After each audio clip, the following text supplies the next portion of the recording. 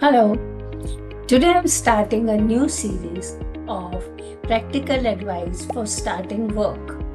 Last time I talked about practical advice for going for higher education, where we had 6 sessions on what strategies and tips can be used in different situations of higher learning so that you can get the best learning out of your tertiary education experience. Now you have applied for education, you have passed the education, you have got a certificate or degree or professional training. Now you are a professional, you are no more a student, and now you are ready to join the workforce in the field. So you are looking for a job. This is a very exciting, incredibly exciting situation for you because you're looking into the future, you are exploring your future, and this is a very important milestones when you're going to be even financially independent. Whatever skills you have learned so far, you are going to make use of those skills. You are going to use the optimum communication skills and productivity to build on your capabilities in the field. So this is really challenging situation also. Why? Every new situation, every new milestone comes with new situation and new challenges. But if you are prepared for challenges, if you know what to do, then your life becomes more comfortable. For example, we don't know what do we expect. At any stage when you are at a next milestone, like now going for the job, you are little nervous. Nervous about what? That we don't know what to expect. I don't know what to expect. I don't know how I will react to a particular situation or how I should react to a particular situation. So if I know what situations I'm going to face and what strategies can be used, if I have the information, knowledge and strategies and tips, then I'll be more confident and more comfortable. So that is why I'm going to talk about your practical advice for starting work. When you're starting work, the first thing you will have to do is look for a job and file an application for that. So today I will talk about job application. You know, when you're deciding on finding a job or joining work, what is the first thing that comes to your mind? I will give an application, I will get yes, and when that doesn't happen, there are many hiring stages you have to go through, and you should know about that and be prepared for those hiring stages. For example, you will find a job, you will write an application, then you will wait for a screening interview, then you will get a call for interview, then you will have 2 or 3 interviews, face-to-face interviews by different people from the same company, and then you will also have skill-based assessment, and on the basis of the assessment you will be given the result. Then you will wait for the final interview, and it may be even online interviews also included in between. Then in the end you are given a proposal and fixed time that for you to decide whether you want to join the company or not. Because actually you have not applied for only one company, only for one job. You don't know. So you might have given multiple education applications to different jobs, to different companies. So which one you want to join, also you will have a preference, priority number 1, 2, 3, correct? Therefore, you have to decide accordingly. So when we are talking about job application, there are 3 main points where you have to understand, know about it, and have the strategies and tips with you. The first one is the role right for you or not. The job, first you will see what jobs are available in the market. Then out of those you will see which jobs are applicable to you. Where do you fit in? Which role is suitable to you, right for you? Which one you will have skill, knowledge and interest. So on the basis of these three factors, you will select what job you are going to apply for. Not only that, then again when you are applying for that job, you will also look for the company who is hiring for that particular job. When you are looking into the company, then you will see what is the background of the company, what is the attrition rate in the company.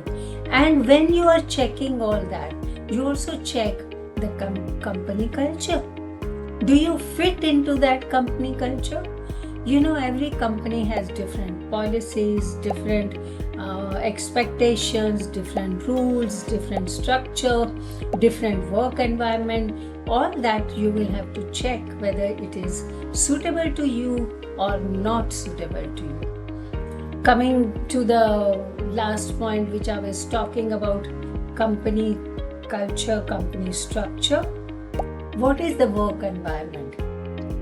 Do you have to work every day from the office morning to evening? Do you have to travel? If so, how far and how often? Do you have hybrid mode of jobs? Like sometimes you are allowed to work from home, but otherwise you have to come to the office for work. Do you report to one particular person, your job, to your boss? Or do you have to work in a group with a team or work alone? So what is your role? What is expectation? What are your job specifications? What is the work environment in the company? All that you will have to find out, know it beforehand and decide whether you want to apply for that job in that company or not, which is important. The second thing you have to see is about your hearing differences. Do you want to inform the company that you are a cochlear implant recipient or not? And if you do want to inform the company, then at what stage of hiring do you inform the company and disclose your hearing differences problem? Now this is again very important, which will help you. The recruitment consultants generally recommend that when you are writing your application note, don't mention in that you are a cochlear implant recipient because you have hearing differences. Why? Because whosoever is reading that particular application may not even know about cochlear implants, may not even understand the importance of hearing in that particular job. So they might put you at a disadvantage. So don't do that. But if you want to inform the company at which stage of hiring, which stage of interview you want to inform, you have to decide. Now when you decide that, because these recruitment officers, professionals who are counselors, they tell us that we must be honest and we must inform the company that we have typical hearing differences and we have a cochlear implant as a device we are using. But it is not affecting our life, day-to-day life, because I can hear properly and I can, like my other colleagues, and can listen and talk very well. So when I tell that, I say it very casually. Don't make it a big seriousness about it and don't go into details. And encourage the interviewee to ask you questions about cochlear implant. So you say, do you know about cochlear implant? Do you want to know something about it? Do you have any question about the implant to me? Do you have any question about my hearing differences? Now, whatever question they ask, stick to that only. Answer only that. So, your answer should be short and specific, not in detail. Don't offer more details and explanations. How do we listen with cochlear implant? How does it help? What are the functions? There's no need of all that. Whatever question is asked, answer only that. Don't talk about your concessions or needs at this moment. Once you are hired, you are given an offer for a job, that is the right time to talk about if you want any concession for your hearing differences before you decide whether you want to join the company or not. So keep that in mind. The third thing is your contact mode. Note it, I didn't say contact details. We have already given contact details in your first application. When you're writing the application, it is mandatory to put your contact details.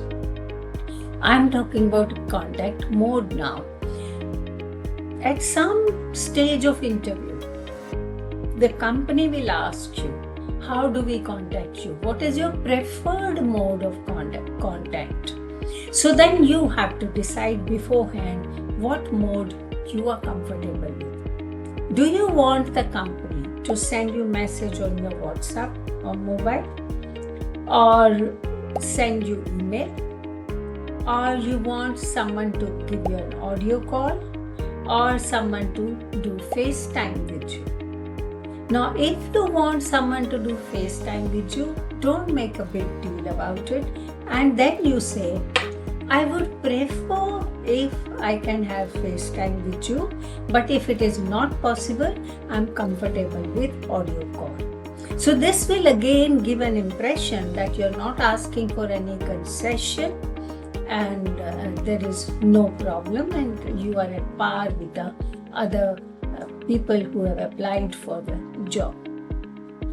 Now, when you're giving the mode of contact at this stage, don't mention about captions. Don't, because then they will say, oh, this person can't hear, can only read.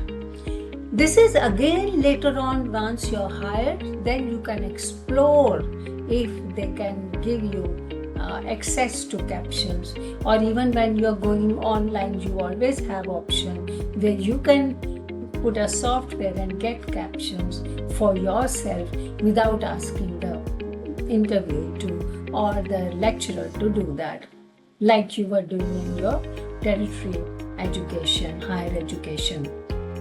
So keep that in mind. Now, if you know all this, on the basis of all this, you will decide that which job you want to apply for, or which jobs you want to apply for, and you will send your application and resume to these companies and wait for your interview call, right? So the next time I will talk about is your practical advice for preparing for interview, because now that job application is gone, the next step is that you will be sitting for interview. So you have time to prepare for interview, which we will talk about in the next session. Thank you very much.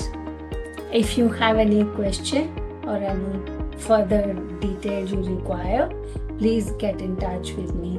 Write in the contact in the list down, and I will get back to you. Thank you.